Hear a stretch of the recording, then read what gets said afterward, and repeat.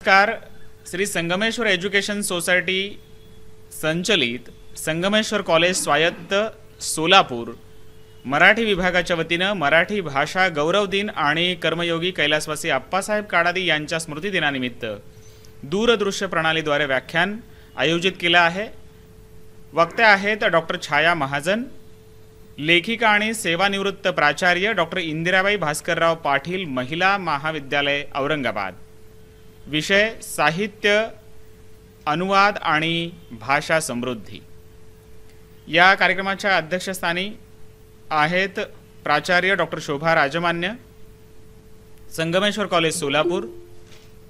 प्रमुख उपस्थिती आहे प्राध्यापक डॉक्टर सुहास पुजारी, मराठी विभाग प्रमुख, संगमेश्वर कॉलेज सोलापूर.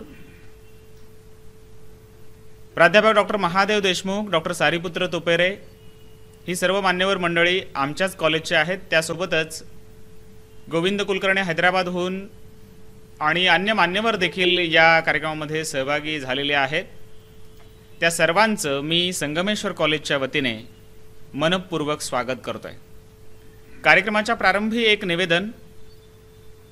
आमच्या संगमेश्वर कॉलेज कनिष्ठ महाविद्यालयातील विद्यार्थीप्रिय प्राध्यापक, वीरशैव मराठी साहित्याचे गाढे अभ्यासक डॉक्टर शेषनारायण देवाप्पा पसारकर यांचं नुकतंच दुःखद निधन झालं. त्यांच्या स्मृतीस विनम्र श्रद्धांजली अर्पण करूया 2 मिनिटं शांतता पाळून. ओम शांती.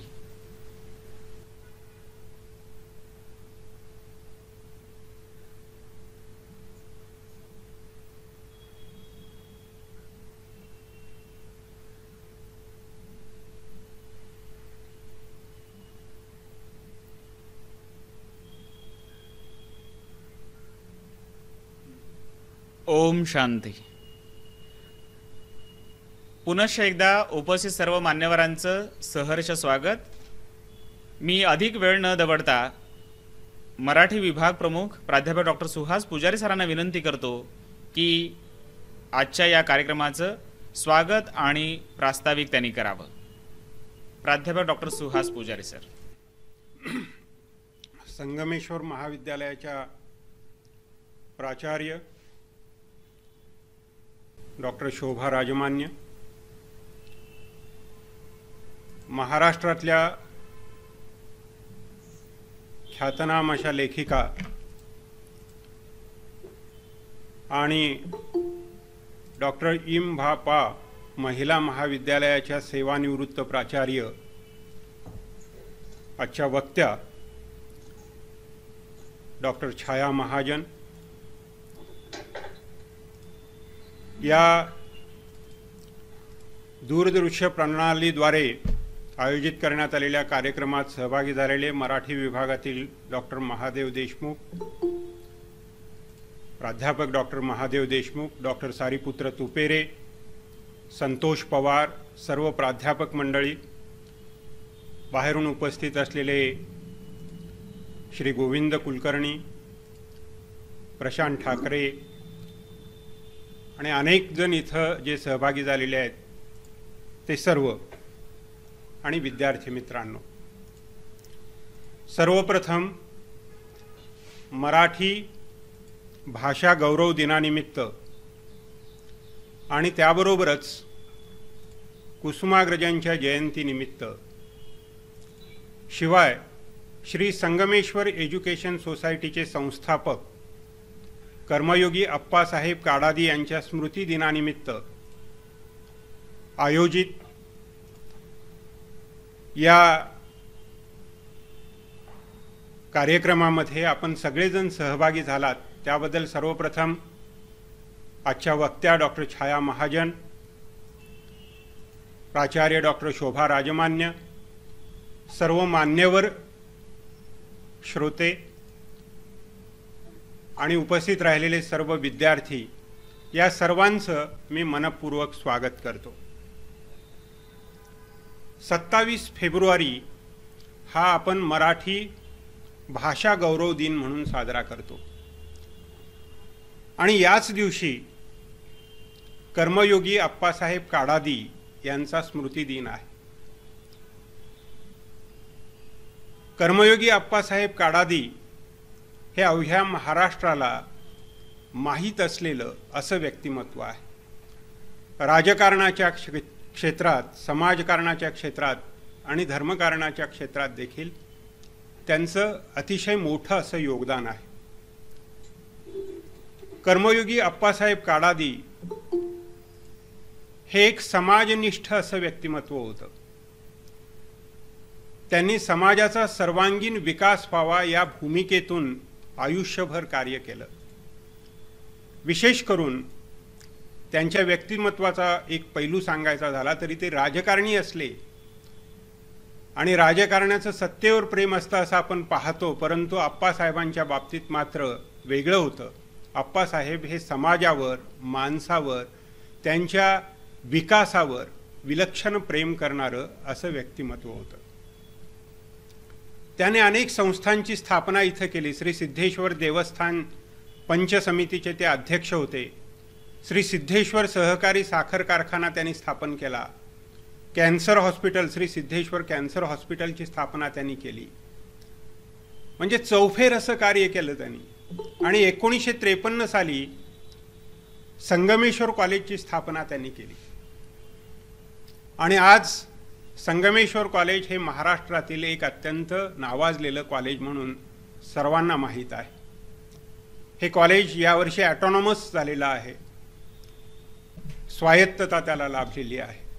आणि त्याबरोबरच या कॉलेजला सोलापूर विद्यापीठाचं उत्कृष्ट महाविद्यालय म्हणून देखील पारितोषिक लाभलेलं आहे। जीवनाच्या अनेकविध क्षेत्रामध्ये संगमेश्वरच्या विद्यार्थ्यांनी आपल्या कर्तृत्वाची मोहर उमटवलेली आहे। आणि अशा या कॉलेजच्या ऑनलाईन व्यासपीठावरून, दूरदृश्य प्रणालीद्वारे सादर होत असलेल्या या व्यासपीठावरून आज डॉक्टर छाया महाजन यांचं व्याख्यान आम्ही आयोजित केलेलं आहे। ते मराठी भाषा गौरव दिनाच्या निमित्तानं। त्यांचा विषय आहे साहित्य, अनुवाद आणि भाषा समृद्धी। मुद्दामच हा विषय ठेवलेला आहे। एकतर मराठी भाषेच्या संदर्भातली चर्चा इथं व्हावी, मराठी साहित्याच्या संदर्भातली चर्चा व्हावी आणि अनुवादाचा विचार देखील सर्वांसमोर ठेवला जावा। आणि विशेष म्हणजे या तिन्ही क्षेत्रामध्ये डॉक्टर छाया महाजन यांनी मोठं योगदान दिलेलं आहे। अर्थात आजच्या कार्यक्रमाला अनेक आयाम आहेत। हा बहुपेडी अशा स्वरूपाचा कार्यक्रम आहे, कारण कुसुमाग्रजांची जयंती एकीकडे आहे, मराठी दिन म्हणून तो आपण साजरा करतो, अप्पासाहेबांचं स्मरण देखील आपण करतोय, आणि दुसऱ्या बाजूला स्वातंत्र्यवीर सावरकर यांचं पुण्यस्मरण देखील आज आहे। आणि अशा पार्श्वभूमीवर या कार्यक्रमाचं आयोजन करण्यात आलेलं आहे। माझ्या मराठी मातीचा लावा ललाटास टिळा, हिच्या संगाने जागतील दऱ्या खोऱ्यातील शिळा, असं मनात मराठी भाषेचं, मराठी मातीचं गुणगान कुसुमाग्रजांनी केलेलं आहे। अनंत अमुची ध्येयासक्ती, अनंत अन आशा, किनारा तुला पामराला, असं आशेचं, आशावादाचं गीत गाणारा हा मराठीतला अत्यंत महत्त्वाचा कवी। आणि वि स खांडेकरांच्या नंतर मराठीला दुसरं ज्ञानपीठ पारितोषिक मिळवून देणारा हा एक प्रतिभावंत लेखक। त्यांच्या जन्मदिनाच्या निमित्तानं आपण एका अर्थाने त्यांच्या कार्याचं देखील स्मरण करतो आहोत। त्याबरोबरच सावरकरांच्या बाबतीत नव्यानं सांगायची गरज नाहीये। सावरकर हे देखील एक प्रतिभावंत कवी होते, भाषा शुद्धीचा आग्रह धरणारे असे विचारवंत होते। लिपीमध्ये सुधारणा घडवण्यासाठी केलेलं कार्य देखील त्यांचं अत्यंत वेगळं आणि वैशिष्ट्यपूर्ण आहे। राज्यक्रांती आणि त्याबरोबरच समाजक्रांतीचा एक वसा त्यांनी घेतलेला आपल्याला दिसतो आणि त्यांचं कार्य त्या दृष्टीनं देखील अत्यंत मौलिक अशा स्वरूपाचं आहे। मंत्रमुग्ध करणारं वक्तृत्व कुसुमाग्रजांचं देखील होतं आणि त्याबरोबरच सावरकरांचं देखील होतं। अशा अनेक गोष्टी या निमित्तानं आपण आजच्या दिवशी आठवू शकतो। आज या अशा वेगळ्या वैशिष्ट्यपूर्ण बहुपेडी आयाम असलेल्या कार्यक्रमाला वक्त्या ज्या लाभलेल्या आहेत डॉक्टर छाया महाजन, खरं तर त्यांचा परिचय इथं मला द्यायचा आहे। त्यांचा परिचय माझ्याकडे आलेला आहे, तो जवळपास त्यांनी एक आटोपशीर परिचय पण दिला आहे, पण त्याबरोबरच एक विस्तृत परिचय देखील त्यांनी माझ्याकडे दिलाय आणि तो परिचय पाहिल्यानंतर आपण थक्क होतो. जवळपास 10-11 पृष्ठांचा तो परिचय आहे. इतकं चौफेर, इतकं विलक्षण कार्य त्यांचं आहे.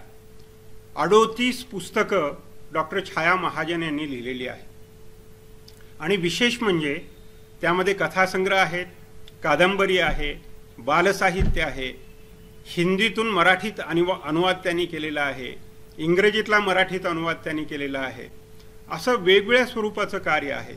म्हणजे वाङ्मयाच्या वेगवेगळ्या प्रकारामध्ये त्यांची प्रतिभा मुक्तपणे संचार करताना दिसते.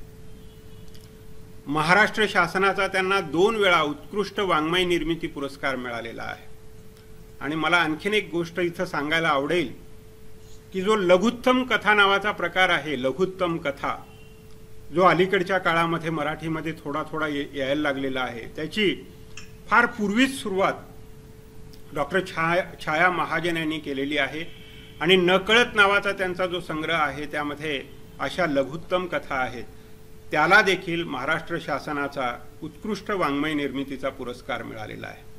कॉलेजच्या व्यासपीठावरून हा कार्यक्रम होतोय म्हणून मला आवर्जून एक गोष्ट सांगावी लागेल की कॉलेज याच शीर्षकाची त्यांची एक कादंबरी आहे आणि त्या कादंबरीला देखील उत्कृष्ट वाङ्मय निर्मितीचा महाराष्ट्र शासनाचा पुरस्कार मिळालेला आहे. बडोद्याचा अभिरुची पुरस्कार त्यांना मिळालेला आहे. महाराष्ट्र साहित्य परिषदेचा त्यांना पुरस्कार मिळालेला आहे पाण्यावरचे दिवे या ललित गद्य संग्रहासाठी. त्यांनी नोबेल पारितोषिक विजेत्या लेखकाच्या कलाकृतीचा देखील अनुवाद केलेला आहे. रवींद्रनाथांच्या नाटिकांचा अनुवाद केलेला आहे.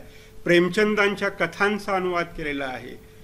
गी द मोपासाच्या साहित्याचा देखील त्याने अनुवाद केलेला आहे. असे अनेक उदाहरणं आपल्याला देता येतील. त्यांचं कार्य हे खूप मोठं आहे. राज्यस्तरीय, राष्ट्रीय स्तरावरील आणि त्याबरोबरच आंतरराष्ट्रीय स्तरावरील अनेक चर्चासत्रांमध्ये त्यांनी सहभाग दिलेला आहे. साहित्य अकादमीकडून त्यांची अनेक पुस्तकं प्रकाशित झालेली आहे. त्यांच्या शैक्षणिक आणि सामाजिक कार्याबद्दल त्यांना मराठवाडा भूषण हा पुरस्कार देखील मिळालेला आहे. असा खूप परिचय त्यांचा देता येईल. मी हा परिचय आटोपता घेतो. खरं तर असं म्हणता येईल त्यांच्या नावाप्रमाणे त्यांचं जे कर्तृत्व आहे ते वाङ्मयाच्या आणि शिक्षणाच्या क्षेत्रामध्ये सर्वदूर पसरलेलं आहे. मी पुन्हा एकदा हा परिचय देऊन त्यांचं मनपूर्वक स्वागत करतो. उपस्थित सर्व श्रोत्यांचं स्वागत करतो. आणि उद्या जो मराठी दिन आहे, कुसुमाग्रज जयंती आहे आणि त्याबरोबरच कर्मयुगी आप्पासाहेब काडादी यांचा स्मृतिदिन आहे, त्याबद्दल तुम्हाला इथं विशेष स्मरण देतो आणि मराठी दिनाच्या शुभेच्छा देतो आणि एक आवाहन करतो. हे आवाहन यासाठी की उद्या मराठी दिन आहे आणि त्या निमित्तानं सर्व विद्यार्थ्यांना मला एक आवाहन करावंसं वाटतं की या निमित्तानं एक तर मराठी लेख तुम्ही उद्या जरूर वाचा. एकातरी प्रतिभावंत लेखकाची एखादी कलाकृती जरूर अभ्यासा. एखादी छान कविता म्हणा किंवा ज्ञानेश्वरांची एकतरी ओवी अनुभवा. महात्मा फुल्यांचा एखादा अखंड वाचा. असं काहीतरी मराठीतलं वाचा आणि मराठीचं वैभव अनुभवा.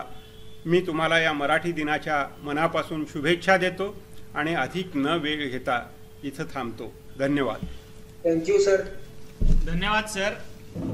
यानंतर प्रमुख वक्त्या माननीय प्राचार्य, माजी प्राचार्य डॉक्टर छाया महाजन मॅडम यांना विनंती करतो की त्यांनी आम्हाला संबोधित करावं. संगमेश्वर कॉलेजच्या प्राचार्य आणि आजच्या कार्यक्रमाच्या अध्यक्षा व राजमान्य मराठी विभाग प्रमुख डॉक्टर सुहास पुजारी, डॉक्टर देशमुख, डॉक्टर तुपेरे, श्री पवार आणि विद्यार्थी विद्यार्थिनी मित्र मैत्रिणींनो, आजचा हा दिवस अतिशय महत्वाचा आहे. आजच्या दिवशी मराठी भाषा गौरव आपण करतो आहोत.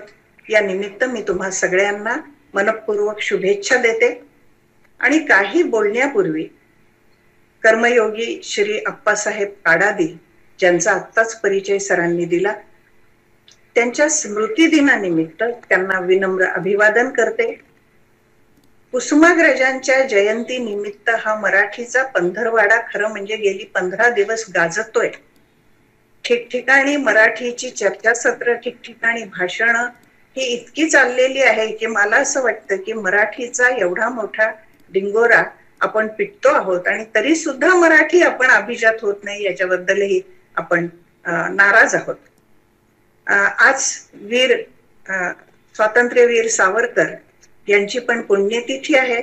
सरांनी आता सावरकरांच्या साहित्याबद्दल बोललेले आहेत, मी बोलणार नाही.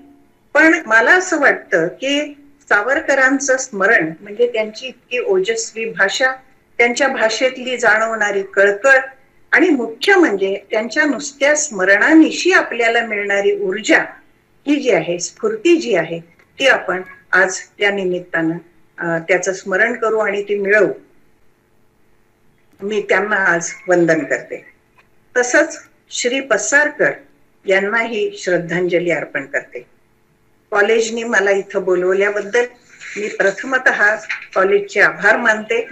आणि खरं म्हणजे पुजारी सर फारच मोठा माझा परिचय करून दिलेला आहे. मला माहिती नाहीये की मी खरोखर त्याला तशी तितकी योग्य आहे किंवा नाही, पण मला मराठीबद्दल जे प्रेम आहे आणि मी मराठी आहे, जर मला मिळाला असेल तर हा दर्जा सुद्धा या भाषेमुळेच मला मिळालाय, जे मला नमूद करावं असं वाटतं. आजचा जो विषय आहे म्हणजे भाषा, साहित्य आणि अनुवाद, खरं जर विचार केला ना तर हे 3 वेगवेगळे विषय आहेत, त्याच्यावर एक मोठं भाषण होऊ शकतं. पण आता हे 3 विषय एकत्र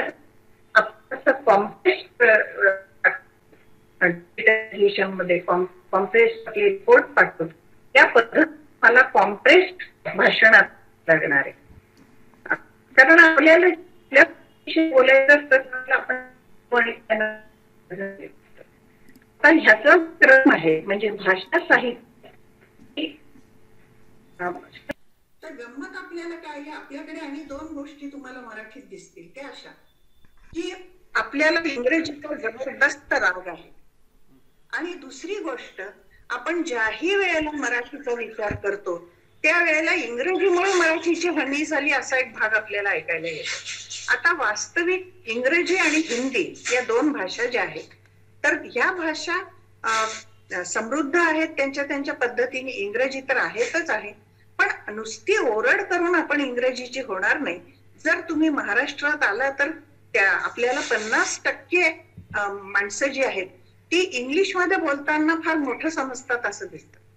मी परदेशात ज्या वेळेला जाते आणि मला ज्या वेळेला महाराष्ट्रीयन माणसं भेटतात तिथे, त्यावेळेला माझ्या हे लक्षात येतं की जर आपण मराठी बोलत असलो आणि त्यांना ते ऐकू गेलं तर ते चटकन इंग्रजीमध्ये तरी बोलायला लागतात, दुसऱ्या दिशेला जाऊन निघून तरी जातात. म्हणजे पतली गली से जाना ज्याला म्हणतो आपण, तसे ते निघून जातात, पण ते तुमच्याशी संवाद साधत नाहीत. मराठीमध्ये ते बोलत नाहीत. मराठी आपली मातृभाषा आहे असं आपण एकीकडे म्हणत असताना मराठीमध्ये बोलण्याचा मात्र आपण प्रयत्न अजिबात बाहेर देशात करत नाही. किंवा इव्हन तुम्हाला असं बाहेर व्यवहारामध्ये सुद्धा दिसेल की आपण प्रेफर करतो की इंग्रजी बोलावं किंवा हिंदी बोलावं आणि त्या पद्धतीने आपण बोलत राहतो. आता असं ज्या वेळेला तुमचं आहे की जिथे तुम्हाला तुमच्या भाषेबद्दल आत्मीयताच नाही किंवा तुम्हाला तुमच्या भाषेबद्दल जे प्रेम आहे ते फक्त कागदोपत्री लिखाणासाठी आणि चर्चांसाठी आहे, पण जोपर्यंत तुम्ही ते व्यवहारात आणत नाही तोपर्यंत त्याचा काहीच उपयोग होणार नाही. आणि म्हणून शाळांमध्ये मराठी कंपल्सरी करणं हा भाग जो आहे तो अतिशय महत्वाचा आहे. तुम्ही पहा की आपले मराठी शब्द गेलेत का इतर भाषांमध्ये. आता टीव्हीवरच्या काही सिरियल मध्ये आई हा शब्द गेलेला आहे, पण त्याच्याशिवाय तुम्हाला मराठीचे शब्द अजिबात ऐकायला मिळणार नाहीत. आणि मला असं वाटतं की आपली ही जी इंग्रजीची ओरड आहे त्याबद्दल मी असं सांगेन तुम्हाला की एक इंग्रजी काढून टाका, इंग्रजी काढून टाका. आता तर इंग्रजी समूळ नष्ट होणं अशक्य आहे. पण आणखी एक गोष्ट लक्षात घ्या की मी इथं नमूद करू इच्छिते ती अशी की एक अँग्लो इंडियन लेखक आहे ॲलन सिली म्हणून. या अँग्लो इंडियन लेखकांना असं म्हटलंय की जर तुम्ही इंग्रजी काढूनच टाकली तर आमचा अँग्लो इंडियन समाजच नाहीसा होईल.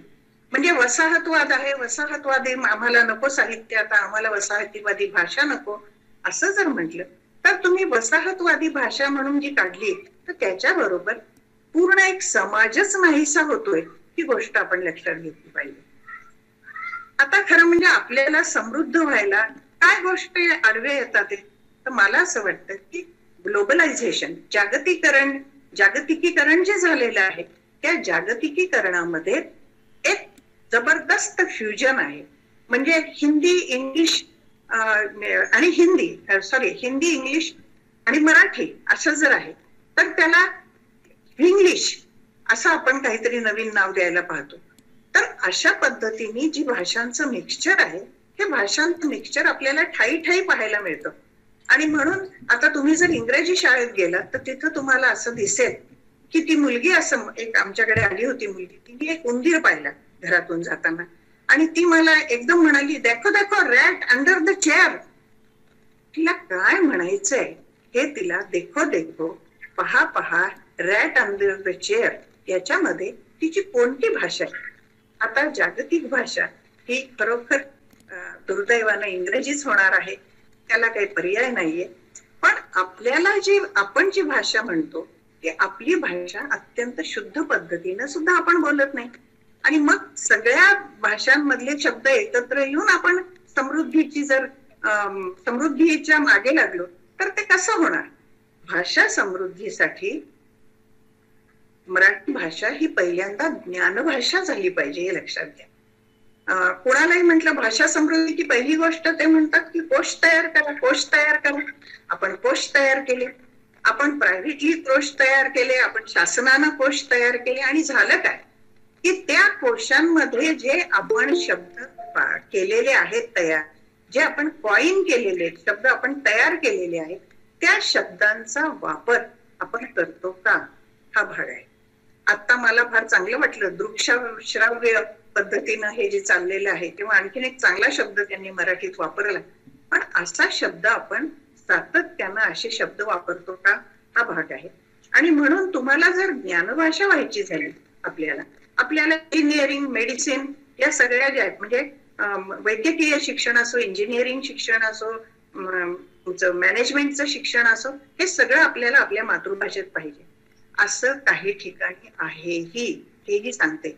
पण मग ते कसं आलं याचाच आपण विचार केला तर त्याच्यासाठी हे जे कोश तयार केलेले आहेत, हे जे पर्यायी शब्द त्यांनी स्वतःच्या भाषेत आणलेले आहेत, ते शब्द त्यांनी रुळवले, ते शब्द त्यांनी वापरले.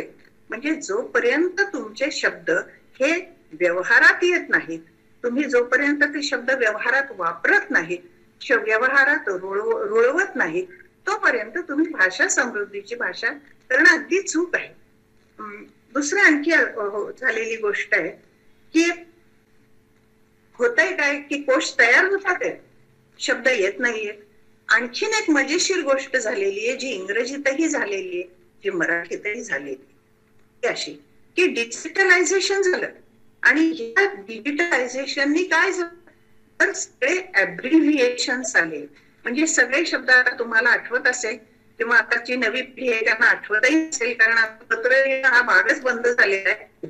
पण पूर्वी जेव्हा पत्र लिहायचे त्यावेळेला, कारण मला वाटतं आता पोस्टच बंद केलेले, त्यामुळे त्या पद्धतीचे पत्रही होणं शक्य नाही. ईमेल जे चालतात त्याच्यामध्ये जे सॅल्युटेशन असतं नमस्कार चमत्काराचं, ते पण बंद झालेलं आहे. आपण इतके इन्फॉर्मल झालेलो आहोत खरं सांगायचं म्हणजे की हे शब्द गेले. मग पण शब्द कसे झालेले की शब्द हे आकुंचित झालेले. आपण शब्दांचा विकास जो आहे तो आता नाही, ते विकास नाही, तर त्याच्याऐवजी आपण अतिशय छोटे छोटे शब्द संकोच करून ठेवलेले. अनेक उत्तम आशीर्वाद असं ज्या वेळेला म्हणते अ उ ओ आ असं पूर्वी यायचं, किंवा स न वी वी असं पूर्वी यायचं. आता ते प्रश्नच नाही, आता सगळी भाषा संकोचून गेलेली आहे. आणि ही भाषा बोली भाषा बोलत नाहीये मी, ही भाषा लिखित भाषाचा इतका संकोच जर झाला तर तुम्हाला भाषा समृद्धीच्या गोष्टी या कशा करायच्या याचे होणार नाही असं मी म्हणत नाहीये, पण ह्याचे नवे मार्ग आपल्याला शोधावे लागतील. की ज्याच्यामुळे मग भाषा समृद्धी होईल. मला आणखी एक गोष्ट सांगायची, ती सांगायची इंग्रजीची. आपल्याकडे कुठल्याही शब्दाला, म्हणजे मी, माझे एक कवी मित्र आहेत, त्यांनी त्यांच्या गझलमध्ये काही हिंदी शब्द वापरले. सुरुवातीला मला ते हिंदी शब्द खटकले. त्याचं कारण असं की याला मराठी पर्यायी शब्द नाहीये का, की तो तिथे चपलक बसत नाही म्हणून त्यांनी तो शब्द वापरलाय हिंदीचा. पण गोष्ट अशी आहे, मी नंतर ज्या वेळेला विचार केला की नाही, माझी भाषा ही इंग्रजी भाषेसारखी का होत नाहीये. इंग्रजी भाषेमध्ये आज जर आमच्या वेळेला म्हणजे 40,000 शब्द आहेत, ते आपण कसे पाठ करायचे असं आम्हाला वाटायचं. पण इंग्रजीच्या बाबतीमध्ये असं आहे की इंग्रजी, तुम्हाला माहिती आहे की ब्रिटन जे आहे, ब्रिटन आणि पूर्ण युरोप हा अगदी जवळजवळ आहे. म्हणजे देश सगळे वेगळ्या वेगळ्या आहेत. जर्मनी आहे, त्याच्यात ऑस्ट्रिया आहे, त्याच्यात स्वित्झर्लंड आहे, त्याच्यात फ्रान्स आहे, अनेक देश आहेत. हे पूर्वी एकाच पृष्ठभागावर आहेत, एकाच स्तरावर आहेत, एकाच जमिनीवर आहेत. ते म्हणजे ते आयलँड्स नाही आहेत वेगळी वेगळी. मग त्या भाषा सगळ्या आल्या. इंग्रजीमध्ये डच आली, फ्रेंच आली, जर्मन आली.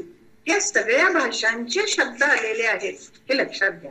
मग इंग्रजी भाषेने जर ठरवलं असतं की मला अजिबात मला दुसऱ्या भाषेतला अजिबात शब्द नको, तर भाषा समृद्धी झाली असती का? उत्तर नाहीये. म्हणून आपल्याला काय आहे की आपले जे इतर भाषांमधले जे शब्द आहेत ते आपण कसे आपलेसे करून घेऊ शकतो. तुम्ही जर ऑक्सफर्डची डिक्शनरी पाहिली तर तुमच्या लक्षात येईल की इंग्रजी शब्दानंतर काही काळापासून त्याला एक अपेंडिक्स जोडतात, त्याला एक जोड देतात ते मागच्या बाजूला, जे भारतीय शब्द आहेत. आपल्याकडे पायजमा हा शब्द, व्हरांडा हा शब्द, हे सगळे इंग्रजी शब्द नाहीयेत, हे मराठी शब्द आहेत. हे हिंदी किंवा मराठी शब्द आहेत. मग हे शब्द त्यांनी घेतलेत आणि या पद्धतीचे जवळजवळ मला असं वाटतं 500-600 शब्द असतील ते, की जे त्यांनी ऍक्सेप्ट केले. भाषा समृद्धीसाठी जोपर्यंत तुम्ही ओपन आर्म्स, म्हणजे तुम्ही बाहेर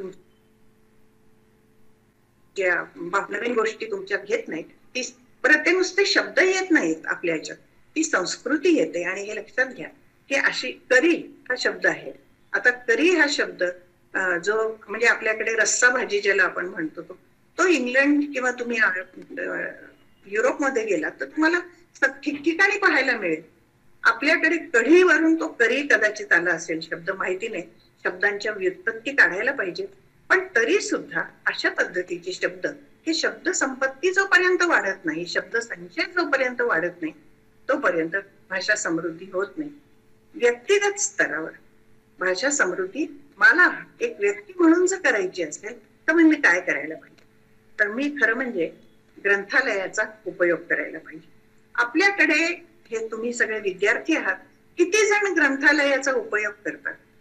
आपल्याकडे पूर्वी असं होतं, काही मुलांना अशी फार छान सवय असते की एखादा नवीन शब्द ऐकला तर त्या शब्दाचा 2 ते 3 वेळेला उपयोग करून पाहायचा वाक्यामध्ये. पूर्वी आपल्याला वाक्यात उपयोग करा असा एक मराठीमध्ये भाग होता. आता खरं सांगायचं म्हणजे अभ्यासक्रम इतके बदललेत, मुलं बदलली आहेत. त्याचं कारण तेच आहे की त्यांना जो अभ्यासक्रम दिलाय तो ते करतात. या अभ्यासक्रमामध्ये या साध्या साध्या ज्या गोष्टी आहेत, या साध्या गोष्टी निघून गेल्यामुळे शब्दसंचय कसा होणार? आणि शब्दसंचय होणार नाही तर माझी व्यक्तिगत व्होकॅब्युलरी जी आहे ती कशी वाढणार? ती वाढायची असेल तर मला ग्रंथालयात गेलं पाहिजे, मला वाचलं पाहिजे. आज आपण ग्रंथालयात गेलो तर ग्रंथालयाची रड अशी आहे की त्यांना शासनाची मदत नाहीये, तिथे पुरेशी पुस्तकं नाहीयेत. आणि म्हणून ग्रंथालय समृद्ध असणं म्हणजे समृद्ध भाषेला एक निमंत्रण दिल्यासारखं आहे असं मला वाटतं स्वतः. आणखीन एक गोष्ट आहे की लेखनाला आपल्याकडे पुरस्कार दिला जातो, पण लेखकाला पुरस्कार दिला जात नाही. लेखकाला तो सन्मान दिला जात नाही जो इतर भाषांमध्ये तुम्हाला पाहायला मिळतो. भैरप्पांना ज्या वेळेला पुरस्कार मिळाला ज्ञानपीठाचा, त्यावेळेला भैरप्पांना रेल्वे स्टेशनवरून हत्तीवरून नेलं त्यांच्याकडे घरी, त्यांची मिरवणूक काढली हत्तीवरून. महाराष्ट्रामध्ये कोणाला असं भाग्य मिळालंय? विंदा करंदीकरांच्या सारख्या मोठोर माणसाला सुद्धा ते मिळालं नाही. आणि आनंद यादवांसारखा माणूस एका विचारधारेपोटी त्याला त्याचं संमेलन अध्यक्षपद घेता आलं नाही, ही मी फक्त छोटी छोटी उदाहरण सांगते. तुम्हाला भाषा समृद्धीसाठी जसा भाषेचा आदर करायला पाहिजे, तसा साहित्याचा आदर करायला पाहिजे, तसा साहित्यिकांचा आदर केला पाहिजे. आणि हे जोपर्यंत होत नाही तोपर्यंत या समृद्धीला आपल्याला खरंच पोस्ट करून, नुसते पोस्ट छापून करून, त्याच्या समित्या करून काहीही होत नाही. आणखीन एक महत्वाची गोष्ट आहे जी मी करून मी विषय बदलते, तो हे की आपल्याकडे PhD ची संशोधनं होतात. या संशोधनामध्ये भाषाशास्त्रावरची संशोधनं किती होतात याबद्दल मी मराठीची नसल्यामुळे मी पूर्ण सांगू शकणार नाही, पण मला असं वाटतं याची संख्या खूप कमी आहे. आणि मी हे इंग्रजीवरून बोलते, कारण इंग्रजीमध्ये सुद्धा भाषाशास्त्रावर संशोधनं कमी होतात, साहित्यावर जास्त होतात. हे लक्षात घेतलं पाहिजे. आता त्यातही मला आणि एक गमतीची गोष्ट सांगायची, आणि ही सांगूनच मी पुढे जाणार आहे, ते अशी की ज्या वेळेला आपल्याकडे संशोधन होतं त्यावेळेला, आता आपण स्त्रीवादी साहित्य म्हणून खूप काय म्हणतात त्याला, त्याचा जगभर सगळीकडे ढोल वाजतोय. पण साहित्यिकांना, किती मराठी साहित्यिकांना, जसे इंग्रजीमध्ये साहित्यिकांना नोबेल प्राइज मिळालेले आहे, किती मराठी लेखिकांना मिळालेले त्या पद्धतीचे पुरस्कार, आणि का मिळाले नाहीत? आणि मला असं वाटतं की प्रत्येक लेखकाची एक इच्छा असते, जी माझी सुद्धा आहे, आणि इच्छा अशी आहे की मी वाचकांपर्यंत पोचावं. जर मला वाचकांपर्यंत पोचायचं असेल तर तुम्हा मुलांपर्यंत येण्यासाठी मला काय करायला पाहिजे? मला तुमच्या अभ्यासक्रमात यायला पाहिजे. मी आहे का तुमच्या अभ्यासक्रमात? मी जर नसेल आणि मी येऊ शकत नसेल, आणि त्याची कारणं पण खूप आहेत, त्याच्यामध्ये साहित्याचं राजकारण आहे ज्याच्यात मी जाऊ इच्छित नाही. पण मी एक गोष्ट नक्की म्हणू इच्छिते, कारण हा मराठीचं व्यासपीठ आहे आणि मला असं बोलल्याशिवाय राहत नाही. थोडंसं परखडही वाटेल तुम्हाला पुष्कळ जणांना, पण लेखक म्हणजे ज्या वेळेला संशोधनासाठी विषय दिला जातो, तेव्हा लेखक जेव्हा दिला जातो तेव्हा तो एकच असतो, किंवा कुणाचं तरी तुलनात्मक साहित्य असेल तरच 2 दिले जातात, नाहीतर एक लेखक. पण लेखिकांचं जर तुम्ही पाहिलं तर एकदम एक लेखिकांचा मेथीची जुडी घेतल्यासारखे, कोथिंबिरीच्या जुडी घेतल्यासारख्या 6-7 लेखिका एकत्र घेऊन, 8-10 लेखिका एकत्र घेऊन त्याच्यावर लिहितात. कशा पद्धतीचं संशोधन तुम्हाला मिळेल? आता भाषेमध्ये सुद्धा तुम्हाला माहिती आहे की स्त्रियांची भाषा म्हणून स्त्रीवादी भाषा याच्यावर सुद्धा सध्या संशोधनं जगभर चाललेली आहे. मग त्या स्त्रीची जी भाषा आहे ती भाषा कळण्यासाठी त्याचं संशोधन नको व्हायला? मला असं वाटतं की हे फार आवश्यक आहे, अशा पद्धतीची संशोधन. आणि याच्यावर बोललं तितकं थोडं आहे. खूप वाचन भाषा समृद्धीसाठी तुम्हाला करायला पाहिजे. इतर भाषांमधले शब्द आपल्या भाषेमध्ये आणण्यासाठीचे प्रयत्न केले पाहिजेत, ते रुळवले पाहिजेत. आणि मूळ म्हणजे मी जसं म्हणाले तर कुठलीही भाषा जी आहे ती कोशापर्यंत मर्यादित न राहता ती जास्तीत जास्त व्यवहारिक जगामध्ये जोपर्यंत येत नाही, व्यवहारात जोपर्यंत तिचा उपयोग होत नाही, तोपर्यंत ती समृद्ध होणार नाही. आता आपण अनुवादाकडे वळू, कारण विषय असे आहेत की मी खरंच सांगते की हे 3 वेगळ्या विषयांवर 3 वेगळे व्याख्यानं पुढे पुजारी सर ठेवतील अशी मला आशा आहे. अनुवाद. आता भाषा समृद्धीचं जे मी आता तुम्हाला बोलत होते, की भाषा समृद्धीचा एक मार्ग हा अनुवाद आहे. अनुवाद जो आहे तो खरं कशामुळे आहे तर साधीशी गोष्ट आहे. मला फार वाटते ही साधी गोष्ट अशी की आपण सगळे माणूस म्हणून अतिशय उत्सुक असतो. आपल्या घरामध्ये काय चाललंय हे आपल्याला माहिती असतं, पण कायम आपल्याला शेजारच्या घरात काय चाललेलं आहे याची उत्सुकता असते. आपल्या कंपाऊंड वॉल मध्ये उभा राहून पलीकडच्या कंपाऊंड मध्ये पाहण्याची जी आपली वृत्ती आहे ती कशामुळे याचा जर विचार केला तर आपल्याला उत्सुकता आहे. आणि मग अशा पद्धतीची म्हणजे बेसिक अगदी मला असं वाटतं की अनुवादाची सुरुवात कुठून असेल, का झाली असेल असं जेव्हा मी विचार करते त्यावेळेला माणसाची ही प्रवृत्ती सगळ्यात महत्वाची आहे. आणि म्हणून तो शेजारच्या देशात काय होतं, म्हणजे मी माझ्या स्वतःच लहानपणचं उदाहरण सांगते की मी भाषेत लिंगभेद मान्य नसावा हे मला मान्य आहे, पण तरी सुद्धा आपण प्राचार्य आणि प्राचार्या असं दरवेळेला करतो आणि अशा अनेक पद्धतीने आपण करतो. लेखक हा लेखक असतो, तरी लेखक आणि लेखिका असा भाग करतो आणि त्यामुळं जे मान्य नाही ते सुद्धा कसं आपल्याला काढून टाकता येईल आपल्या याच्यातून, आपल्या व्यवहारातून, हे आपण पाहिलं पाहिजे. परत मी अनुवादाकडे येते. लहानपणी मी ज्या वेळेला पुस्तकं वाचायची त्यावेळेला मला भारा भागवत वगैरे ही पुस्तकं फार आवडायची, कारण ती पुस्तकं हे अनुवाद होते. भारा भागवतांचे अनुवाद हे अत्यंत रसाळ, अत्यंत सुरस होते आणि एकदा हातात पुस्तक घेतल्यानंतर ते पूर्ण पुस्तक मी वाचून ठेवायचे. खरं म्हणजे त्या पुस्तकात काय होतं, काहीच नव्हतं. जो वातावरण होतं, म्हणजे मला हे जाणवायचं की बाबा आता ते जे सांगतात, जो निसर्ग तो सांगतात, तो निसर्ग माझ्याकडे नाहीये. ती माणसं जी सांगतात ती माझ्याकडे नाहीये. माझ्याकडे ब्राऊन कलरची, म्हणजे विटकरी रंगाचे, थोडेसे गोरे किंवा गव्हाळ आणि काळी अशी माणसं आहेत आणि ते सतत गोऱ्या लोकांबद्दल बोलतायत, ते निळ्या डोळ्यांबद्दल बोलतायत जे आमच्याकडे दिसतच नाहीयेत, ते पाईन ट्रीज बद्दल बोलतायत, ती झाडाची नावं वेगळी आहेत, आमच्या झाडांची नावं वेगळी. निसर्ग वेगळा आहे, माणसं वेगळी आहे, माणसांची जीवनशैली वेगळी आहे. हे जेव्हा मी भारा भागवतांच्या पुस्तकात वाचत होते, इव्हन आपण जर म्हणतो की तालुका, हे खेडेगाव आहे, हा तालुका आहे, ही जिल्हा प्लेस आहे, तर त्याच्यामध्ये परगणे असायचे आणि मला कधीच कळलं नाही. म्हणजे मी थेट इंग्लंडला जाईपर्यंत मला परगणा हा प्रकार काय होता हा कळला नव्हता. तर हा जो असायचा भाग आणि त्यांची पूर्ण खाण्यापिण्याची पद्धत वेगळी सगळी, तर ही जी उत्सुकता आहे ह्याच्यामुळे माणूस अनुवादाकडे वळला असावा असं मला स्वतःला वाटतं. खरंच तसा विचार केला तर अनुवाद करणं सध्याच्या घडीला प्रकाशक म्हणतात की ही फार एक किचकट प्रोसेस आहे आणि तशी ती आहेही.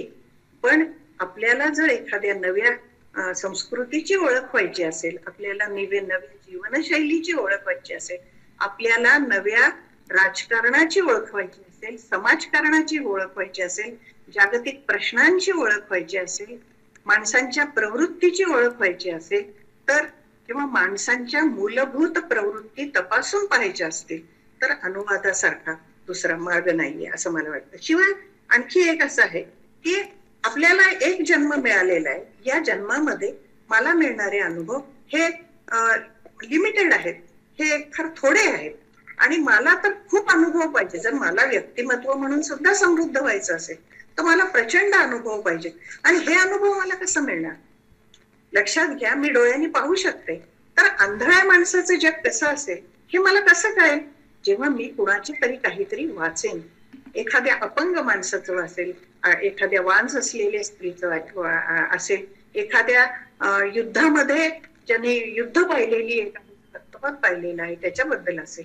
हे सगळे अनुभव जे आहेत हे आपल्याला कशातून येतात? जे आपण अनुभवतो तो आपण वाचनातून अनुभवतो. आणि म्हणून धर्म याचा जो भाग आहे, अनुवादाचा जो भाग आहे, तो आपल्याला फार भुरळ घालतो. मला आजही भुरळ घालतो ही मी गोष्ट सांगू इच्छिते. अनुवादाच्या बाबतीत एक मला आणखी सांगावं असं वाटतं की अनुवादासाठी दोन गोष्टी फार महत्वाच्या झालेल्या आहेत, ठरलेल्या आहेत, आणि त्या म्हणजे धर्मसत्ता. आपल्याला सगळ्यांना माहिती आहे की राजसत्ता ज्या वेळेला होती, मग ती युरोपियन कंट्रीज मध्ये असो किंवा आपल्या देशांमध्ये असो, आपल्या देशामध्ये असो, म्हणजे साऊथ ईस्ट एशियामध्ये असो, तर राजसत्तेबरोबर धर्मसत्ता ही तितकीच महत्वाची होती.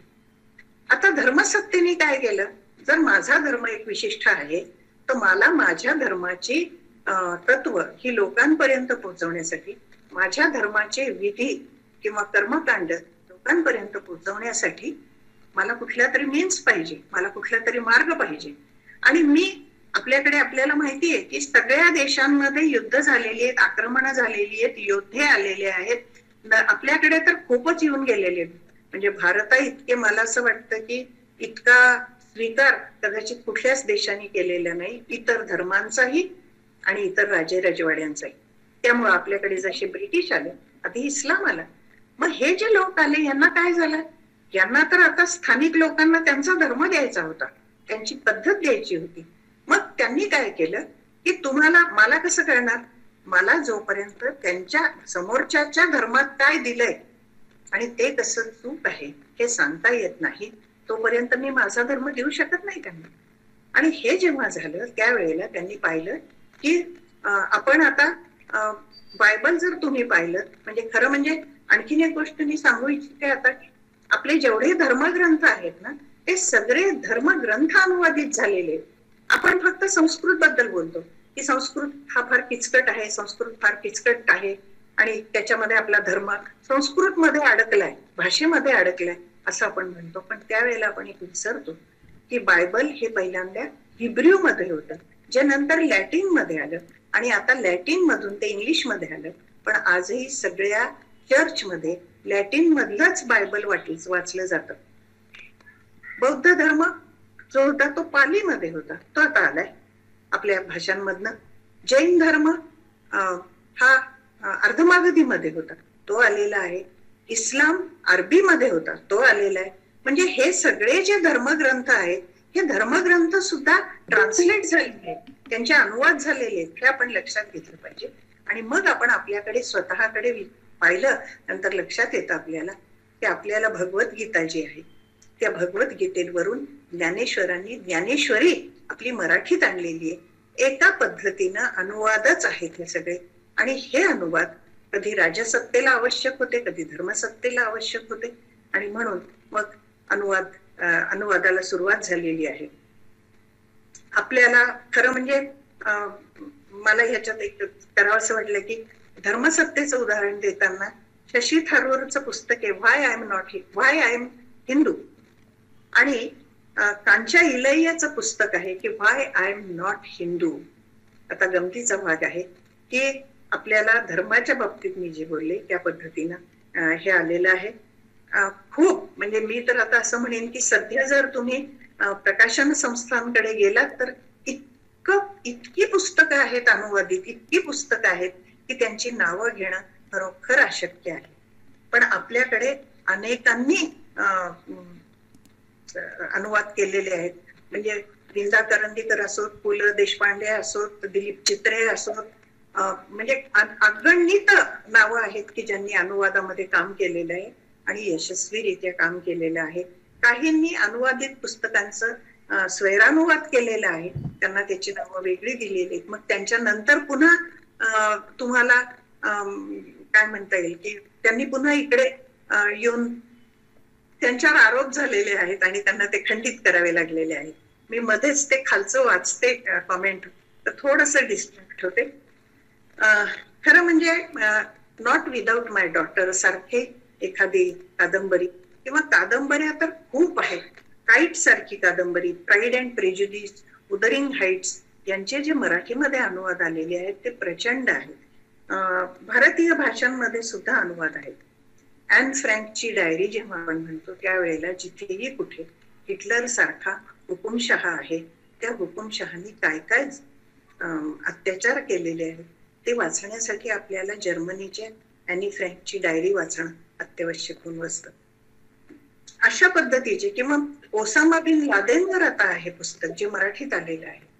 मला असं वाटतं खरं म्हणजे मराठीमध्ये ज्या स्पीडनी अनुवाद येतात इतके जोरात अनुवाद कुठल्याही भाषेमध्ये येत नसतील.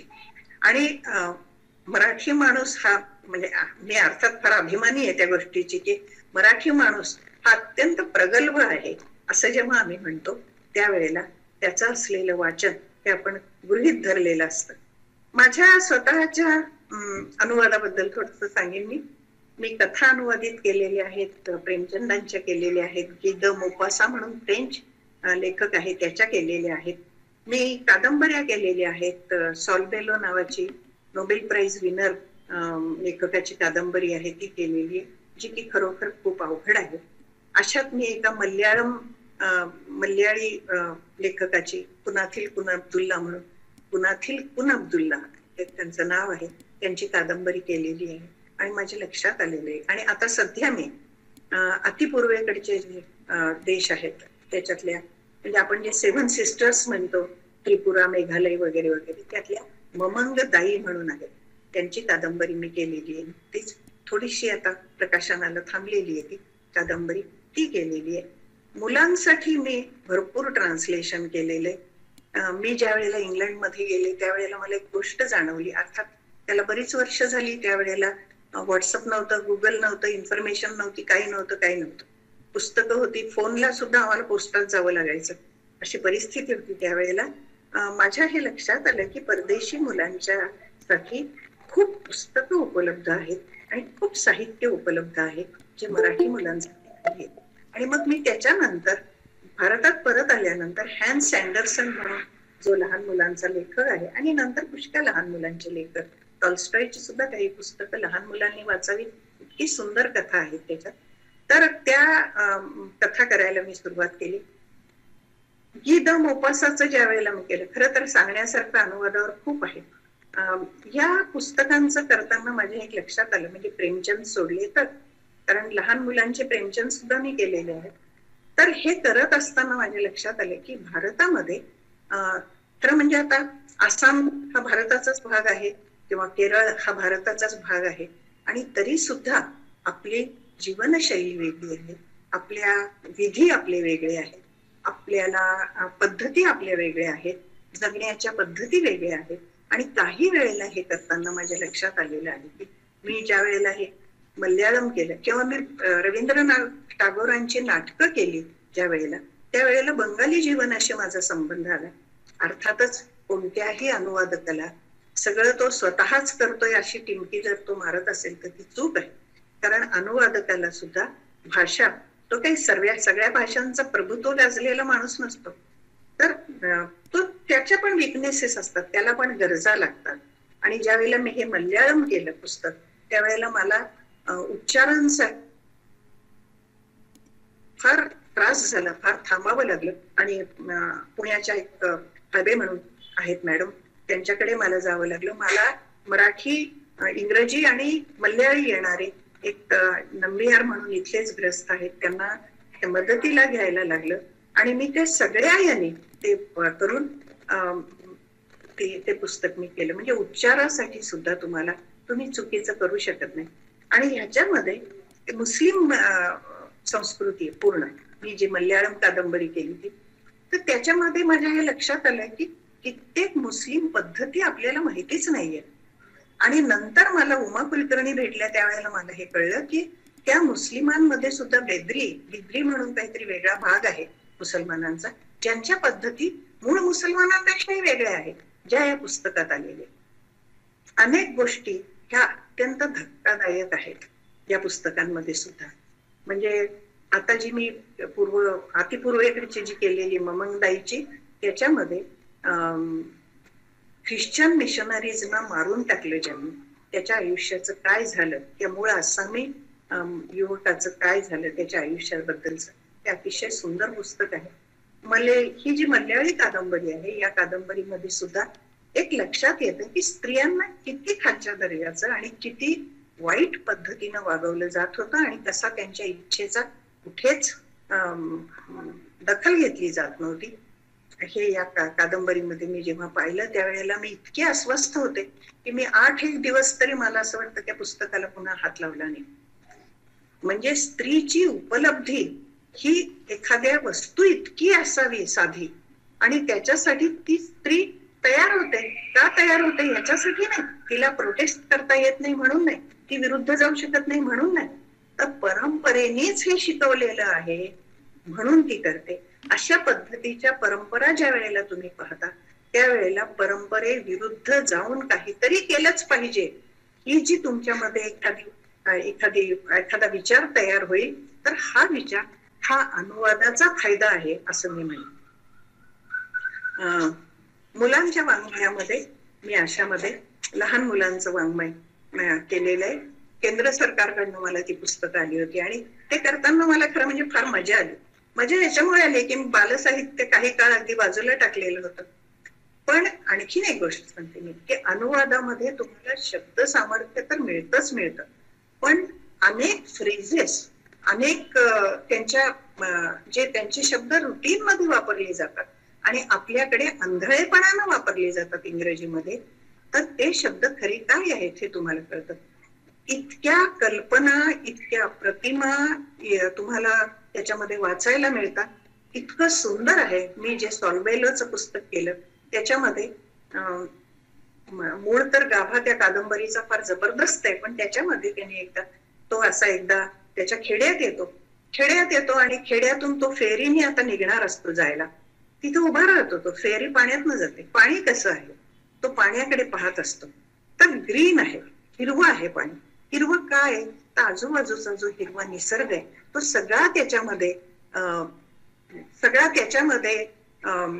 पसरलेला आहे. ती हिरवाई जी त्या पाण्यानं ती हिरवाई घेतली. पाणी तेरा रंग कैसा हे जे आहे ते आहे, ती हिरवाई घेतलेली आहे. आणि तो त्याच्या जवळ येतो तेव्हा त्याच्या लक्षात येतं की तिथून जे आहे ते अतिशय, म्हणजे तिकडे पोल्युशन अतिशय कमी आहे, त्याच्यामुळे पाणी अतिशय स्वच्छ आहे.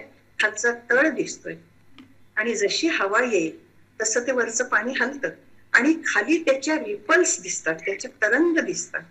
आणि जेव्हा तो ते तरंग पाहतो त्या खालच्या तळावर, त्यावेळेला तो म्हणतो की अशी जर परमेश्वरा माझ्या आत्म्याचा, अशी जर मला त्याची प्रतिमा दिसली किंवा त्याची रिफ्लेक्शन मला दिसलं तर तू आहेस हे मी मान्य करेन. अशा पद्धतीची अतिशय सुंदर वर्णनं असलेली समृद्ध निसर्ग मिळणं हा सुद्धा भाग फार महत्वाचा आहे, जो साहित्यात येतो. ज्याला आपण मी इंग्रजीची मास्तरकी म्हणून एक लिहिला होता मध्यंतरी निबंध, की मी ज्या भागात राहते त्या भागातलाच निसर्ग मला माहिती असतो. मी ज्या भागात जातच नाही त्या भागाचा निसर्ग मला माहितीच नसतो. आणि आपण भूगोलासाठी जे प्रश्नोत्तर तयार करतो त्या प्रश्नोत्तरातून मिळणारा भूगोल हा खरं म्हणजे आयुष्यामध्ये कुठेच कामाला येतो. इतकं करून मी आता भाषेकडे वळते. वेळ आहे पुजारी सर? बोला madam. Okay okay okay sir. हा, आता मी भाषेकडे वळते. पुढच्या वेळेला 3 विषय देऊ नका सर, एखादा दुसराच द्या मला. हा, भाषेवर. खरं भाषा काय असा जर विचार केला आपण तर मला असं वाटतं की जन्माबरोबर जी येते ती भाषा. लहान मूल आहे, आईच्या मांडीवर आहे, आई त्याच्याशी बोलत असते आणि ते हू हू करत असते.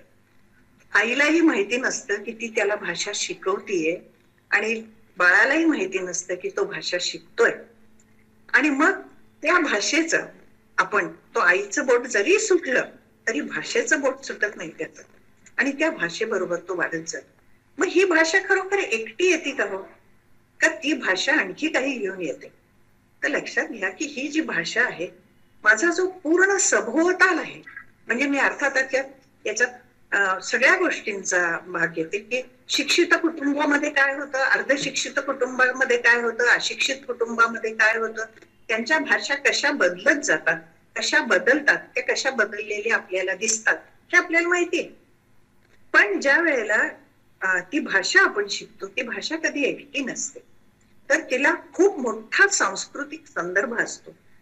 मी ज्या कुटुंबातून येतो, मी ज्या जातीतून येते, मी ज्या धर्मातून येते, मी ज्या प्रांतातून येते, मी ज्या देशातून येते, या सगळ्याचा संदर्भ आणि त्याच्याबरोबर येतो. आणि माझ्या ज्या परंपरा आहेत त्या सहित मी त्या भाषेमध्ये येतात. तर भाषा ही जी गोष्ट आहे ही गोष्ट खरोखर एकटी नाही. आणि आपण जे आता म्हणालो की समृद्ध भाषा करायची म्हणजेच इतरांच्या संस्कृती आपल्यामध्ये इम्बाईब करून घ्यायच्या, जाणून घ्यायच्या. तर वास्तविक गणेश देव यांनी असं सांगितलं की 4-5 हजार भाषा आहेत म्हणे. तरी त्यांचं म्हणणं असं आहे की आदिवासी, गोंड वगैरे धरलं तर 2200 भाषा आहेत. पण खऱ्या भाषा त्यातूनही गळून भाषा मरते ही गोष्ट सुद्धा तुम्ही विद्यार्थी जाणून घ्या. भाषा ही चालूच राहते, कंटिन्यूड आहे, असं सातत्य आहे तिला असं नाहीये. भाषा ही मरते आणि भाषा न मरू देण्याची जबाबदारी ही त्या भाषिकावर असते. हेही त्या प्रसंगी सांगावं असं वाटतं. 1652 भाषा आहेत म्हणे, त्यातल्या 22 भाषा ज्या आहेत त्या लिखित स्वरूपात आहेत. लक्षात घ्या, मराठी ही यातली 4थी भाषा आहे. आता ह्या ज्या भाषा आहेत हे कोणी ठरवल्या तर संविधानानं ठरवल्या. आणि मग आपल्या लक्षात येतं की आपण भाषेकडून जर साहित्याकडे यायचं ठरवलं, हो, हुंकार जो आहे बाळाचा तो सुद्धा भाषाच आहे. पक्षी सुद्धा एकमेकांशी बोलतात, तीही भाषाच आहे जी आपल्याला कळत नाही. गाईचं हंबरणं ही पण भाषाच आहे, जे आपल्याला कळत नाही. कुणाचं तरी खाली मला आलेलं होतं, त्याला उत्तर आहे. आता खरं म्हणजे काय आहे की आपण भाषा तर आहेच आहे, मग आपण साहित्य का लिहितो, साहित्य का निर्माण होतं? तर त्याचं कारण असं आहे की आपण माणूस म्हणून, स्पेशली भारतीय माणूस तर एका शेजारी एक जर बसला तर तो 2 मिनिटात एकमेकांशी बोलायला लागतात आणि 5-10 मिनिटांमध्ये त्यांना एकमेकांच्या कुटुंबामधलं सगळं माहिती झालेलं असतं आणि बाय द टाइम ते बाजूला जातात एकमेकांपासून, त्यांना एकमेकांचे फोन नंबर घेऊन पत्ते घेऊन बाहेर गेलेले असतात. हे काय आहे? तर आपण संवादी आहोत, आपल्याला संवाद साधायची इच्छा आहे. असंच लेखकाला संवाद साधायची इच्छा आहे, कारण संवादच समाज बांधतो आणि समाजाची बांधलकी जर संवादाने होत असली तर मग कशामुळे होते? ती भाषेमुळे होते, हेही आपण लक्षात घेतलं पाहिजे. मला मध्यंतरी एक फार छान गोष्ट मी ऐकली. ती गोष्ट अशी आहे की त्या वक्त्यांनी असं सांगितलं की परमेश्वरानं जगामध्ये सगळ्यात सुंदर गोष्ट काय केली, तर त्यांनी इतर प्राण्यांबरोबर माणसाची निर्मिती केली आणि माणूस हा सुंदर आणि श्रेष्ठ अशा पद्धतीनं त्यांनी तयार केला, निर्माण केलं. माणसाकडे काय आहे? बुद्धी आहे, भावना आहे, विचार आहे आणि मन आहे. मग ह्यानी काय होतं? मन तर असं आहे की तुम्हाला अति भव्य कल्पना ज्या आहेत तुम्हाला, ज्या की तुम्हाला वास्तवात कुठे दिसणार पण नाही, त्या तुम्हाला दिसतात आणि त्या तुम्हाला सुचतात आणि त्या तुमच्या साहित्यामध्येही येतात, त्या तुमच्या शिल्पामध्ये येतात, त्या तुमच्या चित्रामध्ये येतात, त्या दिग्दर्शनामध्ये येतात. आणि मला हे सगळं फार आवडलं. मग त्या माणसाने असं सांगितलं की माणूस जो आहे हा सगळ्या विषयांमध्ये आहे. तो अर्थशास्त्रामध्ये आहे, तो समाजशास्त्रामध्ये आहे, तो इतिहासात आहे, त्याच्यानंतर तो पर्यावरण शास्त्रामध्ये आहे, तो तत्वज्ञानामध्ये आहे. सगळ्या याच्यात माणूस आहे आणि सगळ्याला शब्द आहेत आणि सगळ्याच्या बद्दल एक वर्णन आहेत. मग पुन्हा वेगळं साहित्य करण्याची काय गरज आहे आपल्याला? तर लक्षात घ्या की हे सगळा शब्दसंचय जो आहे, ह्या जे भाषा आहे, याच्यामध्ये भावनेचा भाग नाहीये. खरं काय आहे की माणसाला मिळालेली प्रतिभा जी आहे ती जर कुठे ती उमलत असेल तर ती फक्त आणि फक्त साहित्यामध्ये उमलते. आणि साहित्य मग आपल्याला काय देतं? तर साहित्य आपल्याला, म्हणजे इतर भाषा जशा अलिप्त आहेत तशा नाही आहेत, साहित्य ही तुम्हाला खरं म्हणजे माणसाला माणसाशी जोडणारी भाषा आहे आणि म्हणून ते अत्यंत महत्वाचे. आता वास्तविक मी एक गोष्ट इतक्या वेळा गणितली ती सांगते की मी इंग्रजीची प्राध्यापिका होते आणि मी इंग्रजीमध्ये PhD केलेलं आहे आणि तरी सुद्धा मी मराठीत लिहिते.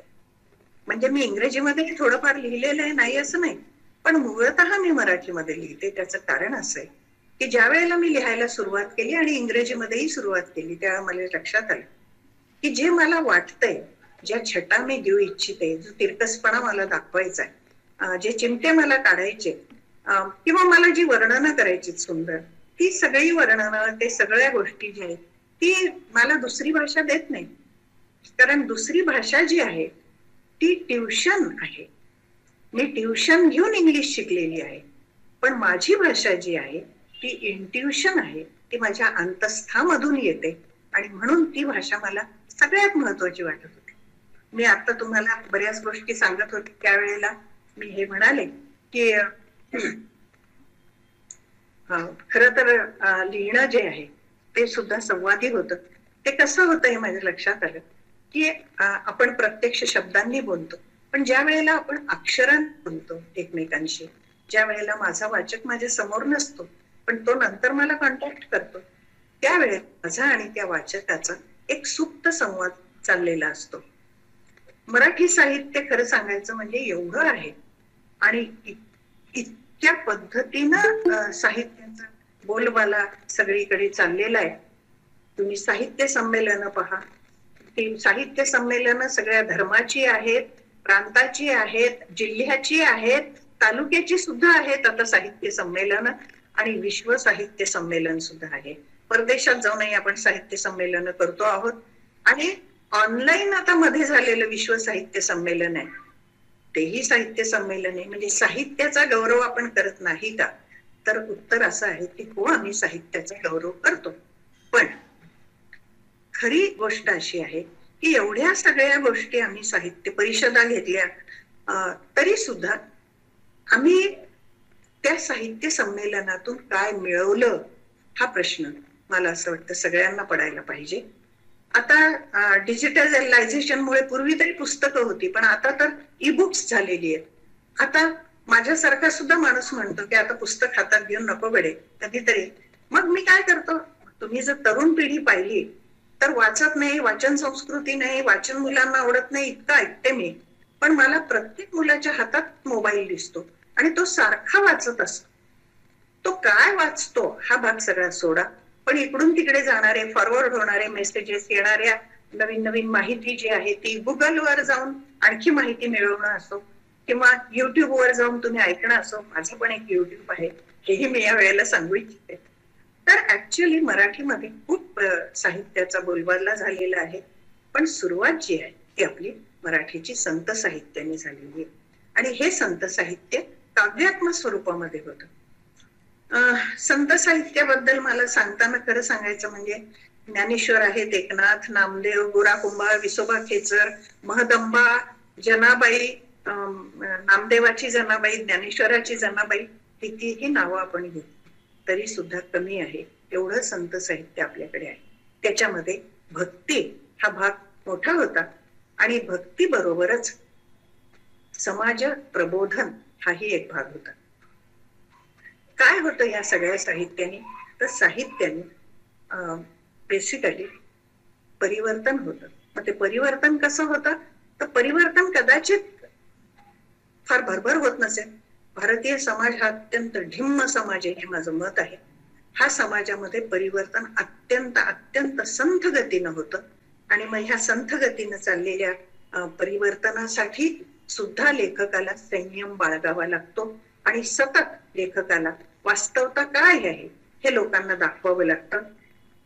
लक्षात आणखी घेण्याची गोष्ट आहे की संत साहित्याने आपल्याला नैतिक मूल्य दिलेली आहे, मग सामाजिक मूल्य आपण तयार केलेली आहे. या सगळ्याचं रक्षण करण्याचं काम साहित्य करतं. म्हणजे साहित्य ही भाषा जी आहे हे जर विचार केला, कारण साहित्य भाषेत आहे आणि भाषा हे संरक्षण करते आहे. त्या साहित्यामधून नीतिमत्ता दिली जाते, त्या साहित्यातून चांगल्या वाईटाची कल्पना दिली जाते. पण हे सगळं चाललेलं आहे म्हणजे भाषा ही संरक्षक आहे, नीतिमूल्यांची संरक्षक आहे. कारण आजचं जे आपलं आयुष्य ते अत्यंत अस्थिर आहे, त्याच्यामुळे आपल्यामध्ये भरपूर अस्वस्थता आहे, सध्या असुरक्षितता आहे आणि म्हणून आपण सतत जर पाहिलं तर आपण नेहमी असं माझ्या चर्चेतही मला ऐकायला येतं, कोणत्या नीतिमूल्यांनी आपण जगायचं, कोणती नीतिमूल्य आपण फॉलो केली पाहिजेत, कोणती सामाजिक मूल्य आपण बदलली पाहिजेत, कोणती सामाजिक मूल्य आपण कंटिन्यू केली पाहिजेत. ह्या सगळ्या चर्चा ज्या आहेत त्या सध्याच्या वातावरणामुळे आहेत. आपण विलक्षण अस्वस्थ आहोत, आपण विलक्षण अस्थिर आहोत. आपण आजूबाजूला हिंसाचार पाहतो, आतंकवाद आहेत, युद्ध चालू आहेत, अजूनही खून आहे, हत्या आहेत, बॉम्बस्फोट आहेत. आणखी एक गोष्ट आहे की भ्रामक धर्म कल्पनांमुळे होणारी सुद्धा युद्ध आणि संघर्ष आहेत. आपण जर आपल्याचकडे पाहिलं तर माणसाचे अनेकविध प्रश्न आहेत, त्याची वेदना आहे, त्याचं दुःख आहे. आणि मग ते दुःख पाहता पाहता आपण आजूबाजूला पाहिलं तर शेतकऱ्यांची दैना आहे, त्यांची पण दुःख आहेत, त्यांच्या वेदना आहेत.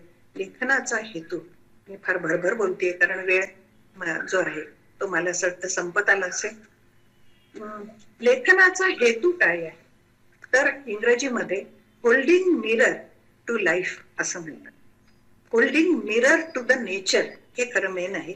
म्हणजेच काय आहे, साहित्य तुम्हाला आरसा दाखवतो. आणि मराठीमधलं बराच क्रिटिसिझम जो आहे, बराच टीकाशास्त्र आहे, तुम्ही काय म्हणता, समीक्षा जी आहे ती इंग्रजीवरून बेतलेली आहे दुर्दैवानं. पण त्याच्यात त्यांनी अनेक मुद्दे सांगितलेले. तर ही जे आहे वास्तव जे आहे ते वास्तव फार सुखावह नाहीये, सध्या तर अजिबात नाहीये. कोविडमुळे तर त्याहूनही नाहीये. आपण अत्यंत संघर्षाच्या, अत्यंत अस्थिरतेच्या माणूसच आता जगतो की नाही असा एक प्रकार झालेला आहे. तर आपल्या अस्तित्व, स्वतःचं अस्तित्व टिकवणं हे सुद्धा आता जिथे हा मोठा प्रश्न होऊन बसलेला आहे. अशा वेळेला फक्त साहित्यच असं आहे की जे साहित्य तुम्हाला त्याच्यातून मार्ग दाखवू शकेल, किंवा जे साहित्य तुम्हाला ती वास्तवता दाखवून तुम्हाला त्याच्यातून मार्ग काढायला मदत करू शकेल. साहित्यामध्ये अनेक चळवळी आलेल्या आहेत, त्यामुळे अनेक वाद आलेले आहेत. अनेक वाद जे आहेत ते मात्र इंग्रजीमधून घेतलेले आहेत, हे मी हिंदीने सुद्धा घेतलेले आहेत. हे मी इथं सांगू इच्छिते. बरंच लांब लचक मला असं वाटतं माझं भाषण झालंय. आता भाषा, साहित्य आणि अनुवाद याच्याबद्दल कॉम्प्रिहेन्सिव्ह पद्धतीनं, अत्यंत कॉम्पॅक्ट पद्धतीनं मला जितकं सांगता आलं, मला असं वाटतं की मला खाली काहीतरी प्रश्न पण आला होता, तो मला आला तर मी सांगू शकेल त्याच्याबद्दल. पण तुम्हाला माझ्या या भाषणामुळे मी आता अशी देवाजवळ प्रार्थना करते की माझ्या या भाषणामुळे तुम्हाला पुस्तकं वाचण्याची इच्छा हो, तुम्ही खूप साहित्य वाचा, सगळ्या पद्धतीचं साहित्य वाचा. तुम्ही नुसतं धार्मिकच नाही म्हणते मी, तर मुळीच नाही म्हणते, पण तुम्हाला तत्वज्ञानाची पुस्तकं असो किंवा करमणुकीची पुस्तकं असो, करमणुकीच्या पुस्तकामध्ये सुद्धा काही सांगितलेलं असतं. असं मला एका अत्यंत खेड्यातल्या माणसाने माझ्या एका कथेवर फोन करून सांगितलेलं होतं की मॅडम तुम्ही त्याच्यात सांगितलं, म्हटलं होती अगदीच मनोरंजनात्मक आहे. तो म्हणाला नाही मॅडम, त्याच्यामध्ये तुम्ही त्या मुलाला कशी स्फूर्ती मिळते हे सांगितलेलं आहे. तेव्हा मीच डोक्याला हात लावला, कारण माझ्या आणखीन एक लक्षात आलेलं आहे की लेखक काहीही लिहो, वाचक हाच खरा त्याचा समीक्षक असतो. वाचक हाच ठरवतो की लेखकानं काय लिहिलेलं आहे. म्हणजे माझी जी भाषा आहे ती भाषा माझी कधी राहत नाही, तर ती मल्टीमीडिया होऊन जाते. म्हणजे लिखाण साहित्यामध्ये आणखीन एक फार महत्वाची गोष्ट मला जी सांगायची ती ही की साहित्यामध्ये तुम्हाला नुसता सरळ सरळ एखादी बातमी सांगितली आणि ती तुम्हाला बातमीसारखी रिपोर्टाज म्हणून कळली, ही गोष्ट वेगळी. पण साहित्यामध्ये तुम्हाला तिरकसपणा आहे, त्याच्यामध्ये शेला पागोटे आहे, त्याच्यामध्ये 2 ओळींमध्ये काही दिलेलं आहे लेखकाने, ते कळण्याचा तुम्हाला भाग आहे. त्यामुळं भाषा जी आहे ती पाहिजे तशी लवचिक पद्धतीनं साहित्य वाकवू शकतं. स्वतःला सांगायचं आहे, स्वतःचा जो हेतू आहे त्याच्यासाठी वापरता येतं. ते लेखक त्यांच्या बरोबर पद्धतीने करत राहतात. लेखकाला राग असेल तर ते लेखकाला अत्यंत अनेक इंग्रजी कामुसारखी पुस्तकं आहेत ज्याच्यामध्ये फ्रेंच राज्यक्रांत्यांचा वगैरे जो उल्लेख केलेला आहे, ती कादंबरी वरवर वाचता नुसती साधी कादंबरी असं वाटतं आणि त्याचा मतितार्थ खूप वेगळा असतो. तर साहित्याची क्षमता ही खरोखर खूप मोठी आहे. वाचकांनी ती ओळखावी, विद्यार्थ्यांनी ती ओळखावी आणि त्यानुसार त्यांचं वाचन ठरवावं. तुमच्याकडे डॉक्टर सुहास पुजारी, त्याच्यानंतर बाकीचे डॉक्टर देशमुख वगैरे हे सगळे आहेत.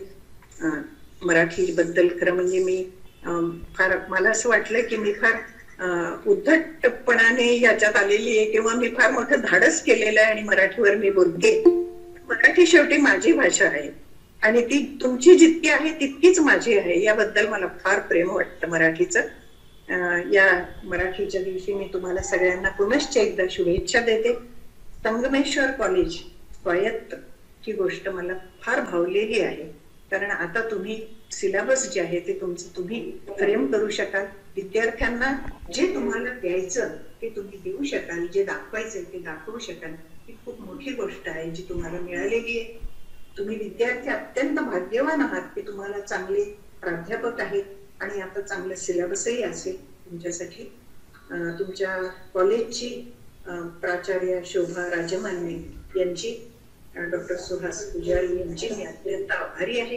ज्यांचं अनावधानानं माझं नाव घ्यायचं राहिलं असेल त्यांनी ते मी घेतलंय असं समजावं आणि मी इथे थांबते. धन्यवाद. धन्यवाद मॅडम. हा कोण आहे? धन्यवाद मॅडम. यानंतर आपण खूप सविस्तर असं साहित्य, अनुवाद आणि भाषा समृद्धी याविषयी आपण बोललात आणि तुम्ही म्हटल्याप्रमाणे वेळ अपुरा पडला तसा, तर सविस्तर आपण पुन्हा एकदा आपणास निमंत्रित करणारच आहोत आम्ही, आणि नक्कीच त्यावेळी हा साहित्य संवाद आणखी समृद्ध होईल असा विश्वास व्यक्त करतो. आणि यानंतर मी विनंती करतो आमच्या कॉलेजच्या प्राचार्य, या कार्यक्रमाच्या अध्यक्षा डॉक्टर शोभा राजमान्य मॅडम यांना की त्यांनी अध्यक्षीय मनोगत व्यक्त करावं. प्राचार्य डॉक्टर शोभा राजमान्य. धन्यवाद मॅडम. मराठी भाषा गौरव दिनानिमित्त तसेच आमच्या कॉलेजचे संस्थापक कर्मयोगी स्वर्गीय आप्पासाहेब काडादी यांच्या स्मृती दिनानिमित्त आज आम्ही हा कार्यक्रम आयोजित केलेला आहे. साहित्य, अनुवाद आणि भाषा समृद्धी खूप मोठे विषय आहेत तिन्ही, तरीही आपण या आम्हाला आता आपण सर्वांनी मॅडमच्या व्याख्यानाचा आस्वाद घेतलेलाच आहे. एक अभ्यासू व्यक्तिमत्व, मॅडमनी 38 पुस्तकं लिहिली असे सुहास पुजारी सरांनी ओळख करून दिलेली आहे. त्यांच्या अनुभवाचा आपल्याला नक्कीच फायदा होईल. परवा जयंत नागेकरांनी सांगितलं की शिक्षण हे मराठी भाषेतच व्हायला पाहिजे, ज्यामुळे सगळ्या व्याख्या, कल्पना, विषयाचा आशय हा आपल्याला समजतो. आणि म्हणून मराठी भाषा ह्याचा न्यूनगंड अभ्यास जर केला तर नक्कीच तुमच्या व्यक्तिमत्वामध्ये आणि फरक पडतो. बोली भाषा आणि लिखित भाषा यामध्ये बराच फरक आहे. त्यामुळे शुद्ध लिहिण्याची सवय लावली पाहिजे, वाचन केले पाहिजे, लिहिले पाहिजे, वर्तमानपत्र सुद्धा, साहित्य सुद्धा रोजच्या रोज वाचले पाहिजे. लिखाण कसं शुद्ध व्हायला पाहिजे. माझ्याकडे बरेच अर्ज येतात रोज आणि त्यात इतक्या चुका असतात की मला करायची सवयच लागून गेलेली आहे. तरी म्हणून मुलांना वाचत चला आणि शब्द लक्षात ठेवत कसे लिहिलेले आहेत आणि लिहिण्याची प्रॅक्टिस करा, त्याचा तुम्हाला बराच उपयोग होतो. नंतर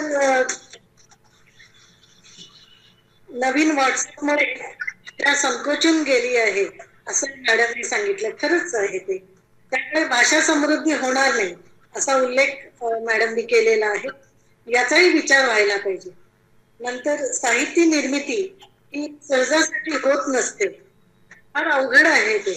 आणि म्हणून साहित्यिकांचा आदर करायला शिकलं पाहिजे की त्यांनी जे साहित्य आपल्यासाठी निर्माण केलेलं आहे, तर साहित्यिकांचा आदर करणं हे आपलं कर्तव्यच आहे.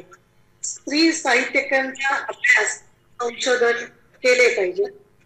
अनुवाद हा साहित्य प्रकार हेही भाषा समृद्धी करण्यास उपयोगी ठरतो. आपले अनुवाद आपले अनुभव क्षेत्रही वाढते, शब्द सामर्थ्यही वाढतं. बऱ्याच पुस्तकांचाही मॅडमने उल्लेख केलेला आहे. तर खरंच मुलांना आपल्या हातात मोबाईल आहे आणि मोबाईल मध्येच बरेच सुद्धा तुम्हाला मिळतात, तर तुम्ही वाचत राहा आणि आपलं अनुभव क्षेत्र वाढवत राहा. तुमच्यातूनच काही साहित्यिक निर्माण होतील अशी मला आशा आहे. आपले विचार, आपले अनुभव हे लिहित चला आणि मग नक्कीच तुम्हाला लिहिण्याचीही गोडी लागेल आणि तुमचंही साहित्य निर्माण होईल. तर अशा तऱ्हेने तुमचं आयुष्य तुम्ही समृद्ध करा आणि मॅडमनी सांगितल्याप्रमाणे भाषा समृद्धीचा विचार करा आणि त्यांच्या व्याख्यानाचा नक्कीच आपल्याला उपयोग होतो. तर परत एकदा मराठी दिनाच्या आपल्या सर्वांना शुभेच्छा देऊ. मी माझे 2 शब्द संपवतो. धन्यवाद मॅडम. यानंतर आमचा विद्यार्थी प्रतिनिधी ऋतिक कुर्ले याला मी निमंत्रित करतो की त्यांनी आभार मानावा. आणि कर्मयोगी आप्पासाहेब काडादी यांच्या स्मृती दिनानिमित्त मराठी विभागाकडून डॉक्टर छाया महाजन यांनी साहित्य, अनुवाद आणि भाषा समृद्धी या तिन्ही विषयावरती अगदी सविस्तर, व्यापक आणि सखोल माहिती अगदी गोगावच्या शैलीत दिली आणि मराठी विभागाकडून मॅडमचे मी खूप खूप आभार मानतो. तसेच प्रत्येक कार्यक्रमाला आवर्जून उपस्थित असणारे, आमचे सगळ्यांना प्रोत्साहन करणारे संगमेश्वर महाविद्यालयाचे प्राचार्य डॉक्टर शोभा राजमान्य मॅडम यांनीही उपस्थित दर्शवली, त्यांचेही मनापासून मी आभारी मानतो.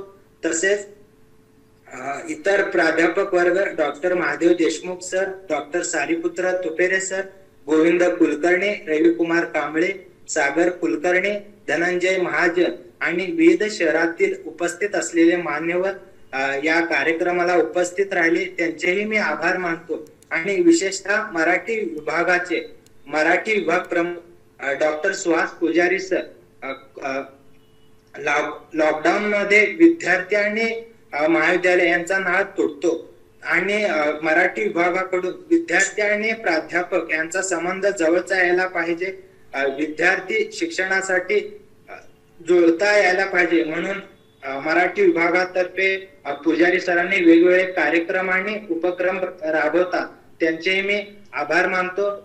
तसेच या कार्यक्रमाचे काही तांत्रिक अडचणी संतोष पवार सरांनी वेळेवर प्रत्येक कार्यक्रमाला आवर्जून उपस्थित राहून मदत करतात, त्यांचे मी आभार मानतो. आणि प्रत्येक विद्यार्थी या कार्यक्रमाला उपस्थित राहिले, त्यांचेही मनापासून आभारी मानतो.